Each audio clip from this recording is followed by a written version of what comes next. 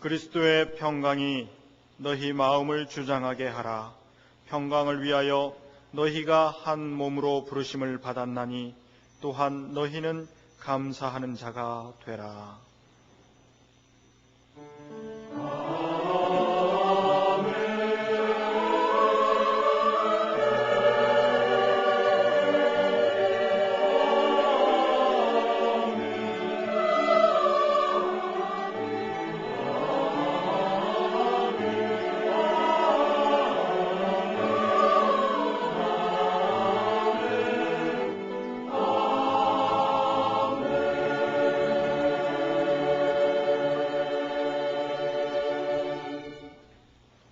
출애굽기 3장 6절에서부터 8절까지입니다. 84쪽입니다. 또 이르시되 나는 내 조상의 하나님이니 아브라함의 하나님, 이삭의 하나님, 야곱의 하나님이니라. 모세가 하나님 배웁기를 두려워하여 얼굴을 가리우매 여호와께서 가라사대 내가 애굽에 있는 내 백성의 고통을 정령이 보고 그들이 그 간역자로 인하여 부르짖음을 듣고 그 우고를 알고 내가 내려와서 그들을 애굽인의 손에서 건져내고 그들을 그 땅에서 인도하여 아름답고 광대한 땅, 젖과 꿀이 흐르는 땅, 곧 가나안 족속, 헷 족속, 아모리 족속, 브리스 족속, 히위 족속, 여부스 족속의 지방에 이르려 하노라. 아멘. 우리들의 마음을 여시사 하늘의 귀한 말씀 깨닫게 하여 주소서. 아멘. 하나님께서 우리에게 주시는 신약의 말씀은 누가복음 19장 41절 42절입니다. 129쪽입니다. 가까이 오사 성을 보시고 우시며 가라사대 너도 오늘날 평화에 관한 일을 알았더면 좋을 뻔하였거니와 지금 내 눈에 숨겨웠도다. 아멘.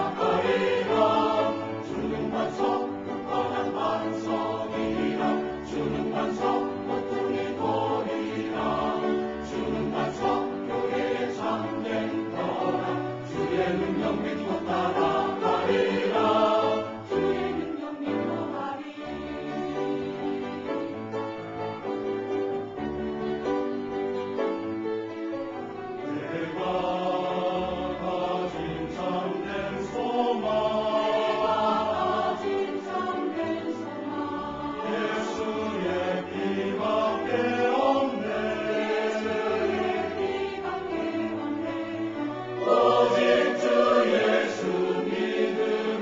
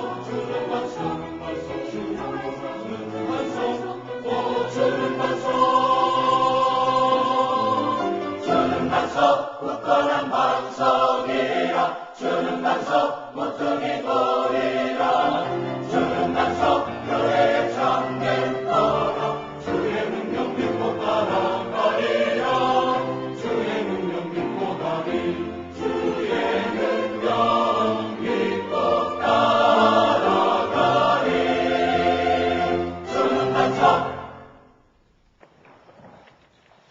오늘의 신약 본문 조금 앞에 있는 누가복음 13장 31절부터 34절을 보면 이런 말씀이 있습니다. 곧 그 시에 어떤 바리새인들이 나와서 이르되 나가서 여기를 떠나소서 헤롯이 당신을 죽이고자 하나이다. 가라사대 가서 저 여우에게 이르되 오늘과 내일 내가 귀신을 쫓아내며 병을 낫게 하다가 제3일에는 완전하여 지리라 하라. 그러나 오늘과 내일과 모레는 내가 갈 길을 가야 하리니 선지자가 예루살렘 밖에서는 죽는 법이 없느니라. 예루살렘아 예루살렘아 선지자들을 죽이고 내게 파송된 자들을 돌로 치는 자여 암탉이 제 새끼를 날개 아래 모음같이 내가 너희의 자녀를 모으려 한 일이 몇 번이냐. 그러나 너희가 원치 아니하였도다.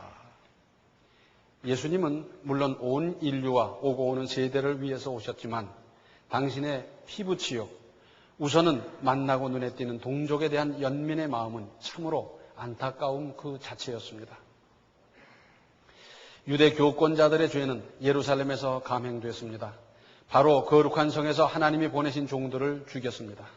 선지자와 의인이 흘린 피가 지금 이 성에서 하나님께 호소하여 그 최후를 촉진하고 있는 겁니다. 암탉이 새끼를 모은다 그랬는데 요즘은 그저 다 도시 생활하느라고 이게 무슨 말인지 이해가 안 될지 모르겠어요. 암탉이 알을 품고 있다가 이제 쪼아서 병아리가 나오고 그러면 병아리를 늘 보호합니다. 데리고 다니면서 먹이를 찾아주고 먹게 하고 그러다가 저녁 때가 되면 저희끼리 무슨 신호가 있는 것 같아요. 그럼 부르면 쪼르르 몰려와서 그 날개 속으로 쏙 들어가요. 그리고 날개를 접고 보면 그 안에 병아리가 들어갔는지 안 들어갔는지 보이지도 않고요. 그런데 그 안에서 따뜻하게 안전하게 그 밤을 지셉니다. 그때 만약 다른 짐승이 혹 공격이라도 한다면 이 암탉은 목숨을 걸고 항쟁을 하고 그러지요. 그 암탉이 병아리를 모으는 모습을 보면서 부모가 자식을 사랑하는 마음, 자세를 우리가 읽을 수 있고 또 우리 하나님께서 우리 자녀들을 그렇게 보호하시는 것을 성경에도 이렇게 예로 들고 있지 않습니까? 특별히 34절에 예루살렘아 예루살렘아 선지자들을 죽이고 내게 파송된 자들을 돌로 치는 자여 암탉이 제 새끼를 날개 아래 모음같이 내가 너희의 자녀를 모으려 한 일이 몇 번이냐. 그러나 너희가 원치 아니하였도다. 그런 결과 35절에 보라 너희 집이 황폐하여 버린 바 되리라. 내가 너희에게 이르노니 너희가 주의 이름으로 오시는 이를 찬송하리로다 할 때까지는 나를 보지 못하리라 하시니라. 결과적으로 주 70년 이스라엘은 말 그대로 돌 하나도 돌 위에 첫 놓이지 못하는 참혹한 멸망을 맞아야 했습니다. 또 오늘의 본문 배경은 이렇습니다. 예수께서 감람산에서 내려오시면서 이제 길에서 예루살렘이 보이기 시작하고 얼마 더 가셔서 성이 가까이 보이게 되자 예수께서는 울음을 터뜨리신 것입니다. 다시 보시면 가까이 오사 성을 보시고 우시며 가라사대 너도 오늘날 평화에 관한 이 일을 알았다면 좋을 뻔하였거니와 지금 내 눈에 숨기웠도다. 이 원문을 보면 예수님께서 그 예루살렘 성을 보시면서 그냥 우신 것이 아니라 통곡을 하셨어요. 얼마나 안타까우셨으면. 특히 42절에 가라사대 너도 오늘날 평화에 관한 이 일을 알았다면 좋을 뻔하였거니와 지금 내 눈에 숨기웠도다 그랬어요. 예루살렘은 예루살렘이라는 이름을 얻기 전에 옛날 이름이 살렘이었어요. 우리나라에서도 옛날 이름, 현재 이름이 다르기도 하고 한 건 마찬가지로 살렘이었는데 그때부터 평화의 성으로 알려졌으나 사람들은 진정한 평화의 길을 알지 못했습니다. 이 평화를 위한 방법은 그들의 눈에 숨겨졌습니다. 왜냐하면 보여줘도 보지 못하고 들려줘도 깨달을 수 없는 사람에게 가르쳐봐야 돼지에게 진주를 주는 것과 무엇이 다르겠습니까? 또 바울은 어떠했습니까? 로마서 9장 3절 말씀을 세 번역으로 보면 나는 육신으로 내 동족, 내 결례를 위하는 일이면 내가 저주를 받아서 그리스도에게서 끊어질지라도 달게 받겠습니다. 바울 역시 이방인을 위한 선교사로서 세계를 다니며 전도했습니다만은 특별히 자기 동포를 더 사랑했어요. 먼저 사랑했어요. 그래서 어디를 가든지 유대인의 회당부터 찾아가고 거기서 복음을 전하고, 그런데 회당에 가서 복음을 전할 적마다 유대인들로부터 말할 수 없는 핍박을 당했습니다. 돌로 때리지를 않나 별짓을 다 했어요. 그쯤 됐으면 한번 그렇게 해서 죽을 고비를 넘겼으면 다음부터는 유대인의 회당이라면 쳐다보기도 싫을 터인데, 그러나 바울은 그렇게 하질 않았어요. 여기서 매를 맞고 쫓겨서 다음 동네로 가면 그 동네 가서도 유대인의 회당부터 먼저 찾고, 그리고 거기 가서 복음을 먼저 전하고, 그리고 또 핍박받고 쫓겨가고, 그런데도 그 다음 동네 가서 또 유대인의 회당을 찾으면서 동포들에게 먼저 복음을 전하는 사람이었습니다. 6.25 51주년을 맞으면서 사람마다 감회가 다르겠으나 만약에 그때 공산화가 되어버렸다면 어떻게 됐겠습니까? 생각이 여기에 미치고 보면 참으로 모골이 송연하게 느껴집니다. 저는 초등학교 2학년 때 6.25를 만났어요. 그래서 기억이 아주 생생합니다. 그때 무슨 인민위원회, 무슨 자기들의 무슨 관공서 이런 데는 큰 간판 같은 걸 붙여놨더라고요. 그리고 우리나라 지도를 그려놓고, 그리고는 자기들이 이제 차지하는 곳마다 인공길을 조그맣게 해서 하나씩 붙여나가는 거예요. 예를 들면 대전이 함락되고, 그 다음에 김천이 함락되고, 그 다음에 그런 식으로 쭉 붙여나가는 거예요. 이것 봐라. 이제 곧 공산화가 된다. 그러니까 협조해라. 그 위세를 떨치고 그러는 것 같았어요. 그때 만일 공산화가 됐다면 우리는 어떻게 살았겠습니까? 또 살아남았다고 한들 오늘날의 북한 체제와 굶주림과 속박 가운데 살아간다는 것은 상상조차 할 수 없는 일 아니겠습니까? 얼마나 끔찍합니까? 그러고 보면 나만이나마 자유민주체제로 유지될 수 있다는 것이 얼마나 다행한 일입니까? 이것이 하나님의 절대적인 은혜 아닙니까? 당시의 상황을 깊이 살펴보면 유엔의 결의를 비롯하여 참으로 하나님께서 역사하셨다는 것을 구구절절히 느낄 수 있고요. 미국에 대해서 진심으로 감사할 일입니다. 물론 그들은 자국의 이익을 위해서 파병하고 또 이렇게 공급하고 다 했겠습니다만은, 그러나 그 혜택은 결국 우리가 이렇게 누리고 있는 것도 사실입니다. 우리는 애국가를 부를 때마다 어김없이 하나님이 보호하사 우리나라 만세를 제창합니다. 얼마나 은혜로운 가사입니까? 맞아요. 하나님이 보호하사 우리나라가 계속 길이 번영해야지. 그런데 여기에는 우리가 각오해야 할 것이 있습니다. 서양 격언에 하늘은 스스로 돕는 자를 돕는다고. 자기가 살아가기 위해서, 자기가 자립하기 위해서, 자기가 현재의 어느 악조건을 뚫고 나가기 위해서 힘쓰는 사람에게 하나님께서도 돕는 것이지, 자기가 포기하고 자기가 나태하고 자기가 포기한 사람 하나님께서 돕겠느냐 하는 거죠. 하나님께서 우리에게 허락하시고 6.25의 남침 야욕 가운데서도 이렇게 지켜주신 하나님 앞에서 우리에게 허락한 이 나라를 잘 가꾸고 보존하고 발전하고 흥왕케 해야 할 의지가 분명해야 하고, 그렇게 해서 우리의 후손에게 더 나아진 나라를 물려주어야 할 책임이 우리에게 있지 않습니까? 한마디로 하나님의 공의가 하수같이 흐르는 나라, 평화롭고 자유가 있고 민주주의가 꽃피고 평등이 실현되는 나라, 이런 나라를 이루기 위해서 함께 힘쓰고 노력하고 기도하고 이럴 적에 하나님께서도 돕는 것이고, 그래서 우리나라는 그렇게 발전해 갈 수 있습니다. 그러나 그렇지 못하면 문제입니다. 죄를 짓고 죄가 관영하고 문제가 많고 그럴 적에 하나님께서 도우시겠어요? 하나님께서는 이스라엘 백성이 범죄할 때 이웃 나라를 들어서 치게 하셨습니다. 특별히 사사기를 보면 처음부터 끝까지 아주 한 타입이 반복되고 있어요. 사람이 좀 편안하면 나태해지고 이방신을 쫓고 죄에 빠져버리고, 그래서 하나님께서는 이웃 나라를 들어서 이스라엘을 치게 합니다. 그러면 그때 가서 못 살겠다고 하나님께 부르짖고 뭐 매달리고 기도하고 그러면 하나님께서 한 사람을 택해서 그 백성을 구출해요. 얼마 지나서 좀 살만하면 또 그리로 돌아갑니다. 여전히 똑같은 타입으로 반복해요. 오늘날에 우리는 어떻습니까? 전쟁에 지는 나라가 입어야 하는 피해가 얼마나 많습니까? 오늘날도 그렇습니다만은 그 구약시대의 전쟁에 패한다고 하는 건 참 참혹한 일입니다. 얼마나 많은 사람이 죽어야 하며 또 얼마나 많은 사람이 부상을 당해야 합니까? 지금 같은 의술이라고 하면 간단하게 고칠 수 있는 병도 그때 당시에는 그것으로 말미암아 죽고 그것으로 말미암아 불구가 되고 그렇지 않습니까? 재산은 모두 빼앗기고요. 사람들은 끌려가서 노예 생활을 하게 되고요. 그리고 승전국으로서 패전국에 대해서 온갖 핍박을 다 가하고 거기에 무슨 인격이나 인권이 있습니까? 참 기가 막힙니다. 사무엘 하서 7장 14절 하반절을 보면 저가 만일 죄를 범하면 내가 사람 막대기와 인생 채찍으로 징계하려니와 그랬어요.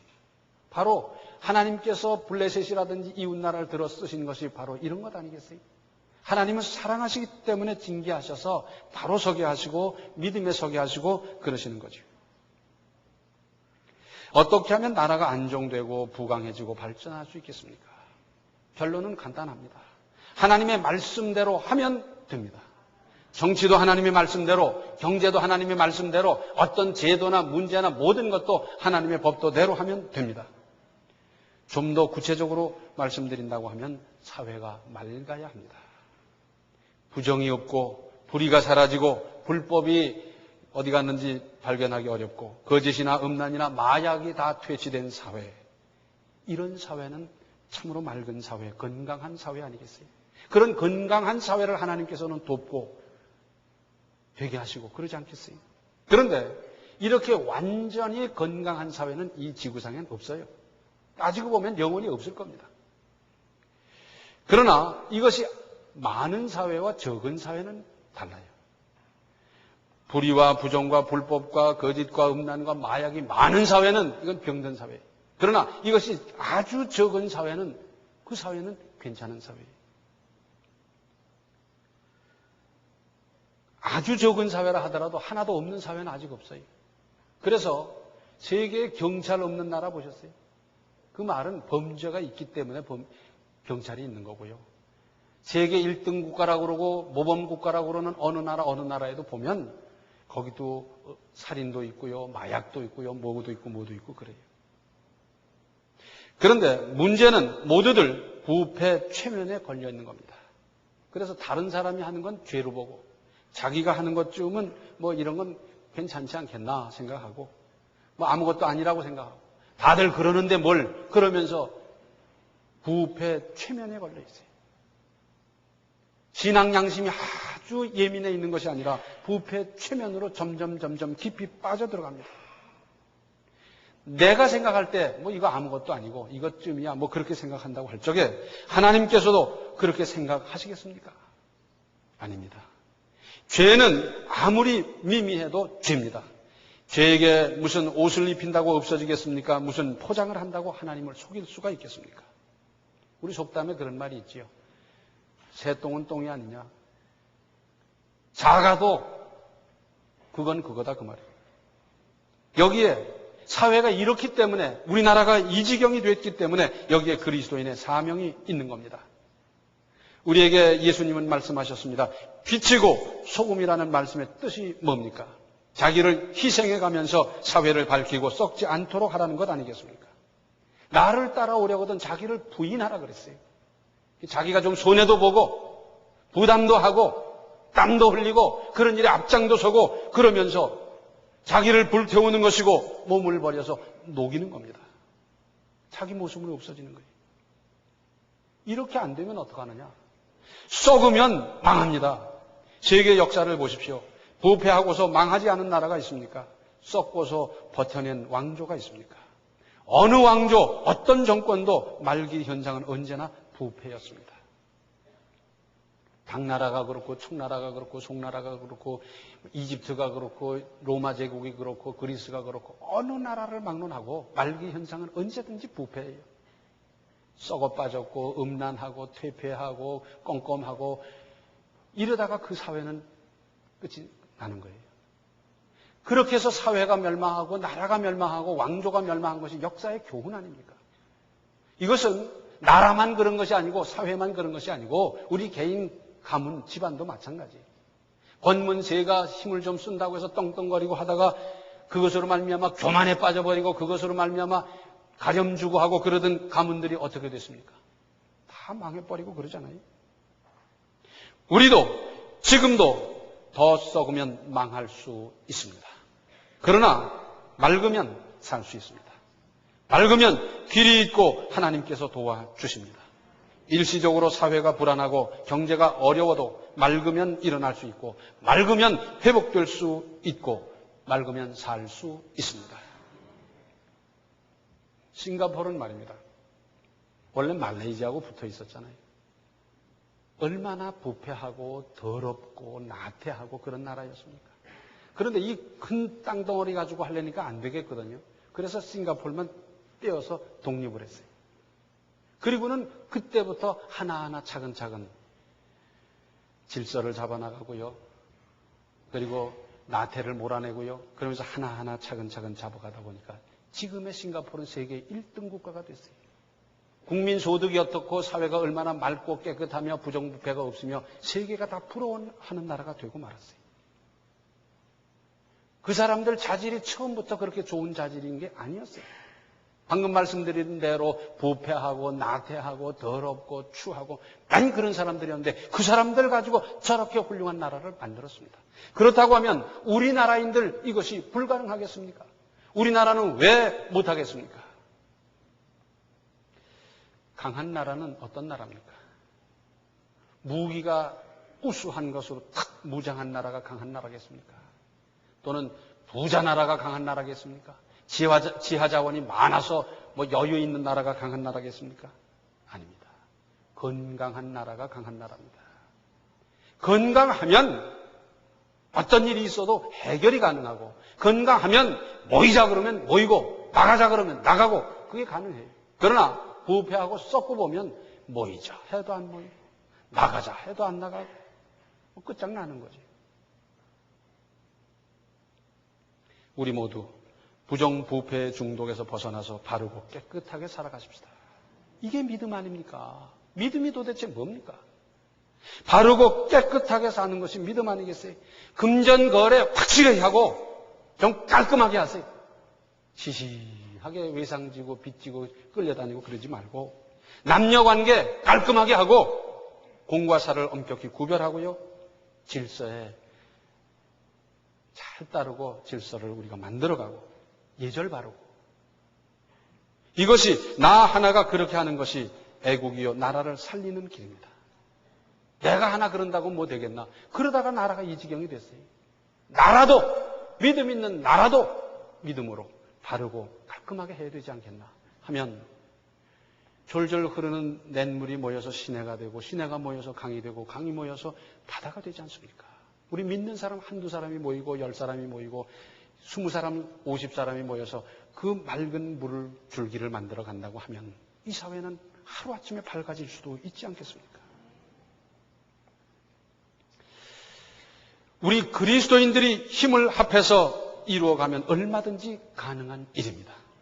왜냐하면 세상 사람들은 결심으로 하려고 그러고 세상 사람들은 무슨 운동으로 하려고 그러고 그런데 어떻게 됐습니까? 작심삼일이라 며칠 지나고 나니까 흐지부지 됐지만 우리는 믿음으로 하는 겁니다. 믿음으로 하면 하나님께서 도와주셔서 시작은 미미할지 모르지만 나중은 얼마든지 창대할 수 있고요. 시작은 그야말로 졸졸 흐르는 시냇물 누구도 주목할 수 없지만 그것이 모여서 나중에 세계를 움직이고 나라를 움직이고 역사를 움직이고 나라를 밝고 명랑하고 건강하게 만들어 갈 수가 있지 않겠습니까? 구약 사사시대 그때 사사는 왕이자 선지자 그런 역할을 다 할 때입니다. 사무엘이 가만히 시대를 사회를 보니까 이래서는 안 되겠어요. 그래서 우리가 다 모이자. 그리고 하나님 앞에 회개하자. 그랬더니 온 백성이 따라서 미스바로 모이고 다 회개하는 집회를 열었어요. 눈물을 흘리고 금식하면서 회개했어요. 그런데 이렇게 회개하고 하나님의 은혜를 받고 이제부터는 믿음으로 살자고 결심을 하고 결단하고 다 그랬으면 그냥 하늘에서 금덩어리 은덩어리가 잔뜩 떨어졌으면 좋겠는데 그러질 않았어요. 오히려 블레셋이 쳐들어왔습니다. 자, 변방에 살던 사람, 국경을 지키던 사람 전부 모여와서 회개하고 금식하고 하느라고 뭐 누가 막는 사람도 없이 그냥 대로를 걸어 들어오듯이 블레셋 군대가 쳐들어왔어요. 이걸 어떻게 하면 좋은지. 우리가 이만큼 회개했으면 하나님께서 저들을 막아주셔야 될 텐데 어찌 이렇게 이런 일이 생기나 별 생각을 다 했겠지요. 그래서 오죽하면 사람들이 사무엘에게 모여와서 당신의 하나님께 좀 기도하라고 사무엘을 기도했습니다. 그런데 어떻게 됐어요? 하나님께서요, 이스라엘 백성으로 하여금 무슨 싸우게 하고 작전하게 하고 무슨 방법을 가르쳐주고 한 것이 아니고 하나님께서 싸워주셨어요. 내성 병력으로 그들의 마음을, 그들의 간담을 서늘하게 했더니 이 사람들이 그냥 놀라서 다 도망가는데 이스라엘 백성들은 그들을 추격하면서 그들의 흘린 모든 것들을 노획하고 무찔러버리고 에베네셀까지 그랬다 그러지 않습니까? 하나님 앞에 바로 서기 위해서 이들이 모여서 힘쓰니까, 기도하니까, 회개하니까, 결단하니까 하나님께서 이렇게 도우셨어요. 그러면서 사무엘상서 7장 13절을 보면 이에 블레셋 사람이 굴복하여 다시는 이스라엘 경내에 들어오지 못하였으며 여호와의 손이 사무엘에 사는 날 동안에 블레셋을 막으시매 그랬습니다. 여기 기가 막힌 대목이에요. 여호와의 손이 사무엘에 사는 날 동안에 블레셋을 막으시매 그랬어요. 사무엘이 나라를 얼마나 잘 통치했는지, 얼마나 잘 조직을 했는지, 얼마나 잘 관리를 했는지 특별히 믿음으로 잘 관리를 했어요. 그러다 보니까 하나님께서 블레셋을 막아주셨어요. 블레셋 입장에서 볼 때는 어떻게 됐습니까? 저들이 믿는 하나님 그것도 있지만 저기는 사무엘이 살아있다. 사무엘이 살아있는 한 우리는 못 쳐들어간다. 저 사람이 어떤데, 그가 믿는 하나님이 어떤데, 그가 백성들을 어떻게 통치하는데 그래서 우리는 못 쳐들어간다는 겁니다. 사무엘이 사는 날 동안 하나님께서는 블레셋을 막아주셨어요. 북한의 김정일이 이렇게 생각했으면 좋겠어요. 저 남조선에는 미군도 있고 무기도 있지만 교회 때문에 못 쳐들어간다. 이쯤 됐으면 좋겠는데 김정일이 교회를 그렇게 알겠습니까? 모르긴 하거니와 대치 세력으로 생각도 안 하고 있을 겁니다. 왜? 우리 교회가 무능하니까, 능력이 없으니까. 우리 그리스도인 한 사람 한 사람이 참으로 건강한 신앙을 가지고 똑바로 살면, 제대로 살면, 다르게 살면 이 사회가 하루아침에 변화되고 건강한 사회가 될 텐데 이걸 우리는 못 만들었어요. 김정일이 생각하기를 다른 건 모르지만 저 남조선의 천안중앙교회 때문에 못 쳐들어간다. 이렇게 되면 오죽 좋겠어요. 그런데 그렇습니까? 이제는 뭐 남의 얘기하지 말고요. 우리 한 사람 한 사람이 사무엘이 되십시다. 그래서 우리 한 사람 한 사람이 믿음으로 바르고 아름답게 살아서 그것이 모여서 힘이 되고 그것이 모여서 사회가 바로 서고 그래서 국력이 되고 하나님을 움직이고 그리고 북한의 남침 야욕을 막을 수 있는 이 역사를 우리가 이제부터 이루어 가시기를 바랍니다. 기도하시겠습니다. 은혜로우신 아버지 하나님, 저희들이 믿노라고 하면서도 참 저희들 엉터리로 믿었습니다.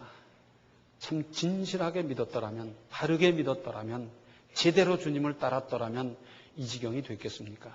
하오나 이제부터 저희들이 깨닫고 믿음을 제대로 지켜서 참으로 사무엘과 같은 믿음이 되고 그래서 이 나라가 건강해지고 변화가 되고 새로워지고 살만한 가치가 있는 세계 1등 국가를 만들어갈 수 있게 하시고 이렇게 모아진 힘을 가지고 세계를 복음화하고 북한을 복음화하고 그리고 복음의 전진기지로 이 나라가 큰 역할을 감당할 수 있도록 도와주시옵소서. 통일도 사람이 이루겠습니까? 협상으로 대화로 되겠습니까? 하나님의 절대적인 은혜와 능력으로 믿음으로 역사로 이루어 주시옵소서. 예수님의 이름 받들어 간절히 기도하옵나이다. 아멘. 하나님의 백성 자녀로서 하나님의 나라를 이루고 지켜나가야 합니다. 지금은 생명의 주 예수 그리스도의 은혜와 하나님 우리 아버지의 극진하신 사랑과 성령의 감화 감동 충만 교통하심이 사무엘과 같은 인생을 살아 나라와 민족을 위해서 크게 기여하며 하나님께 영광 돌리고자 작정하는 모든 성도들 머리 위에 이제로부터 영원토록 함께 계시기를 간절히 축원하옵나이다. 아멘.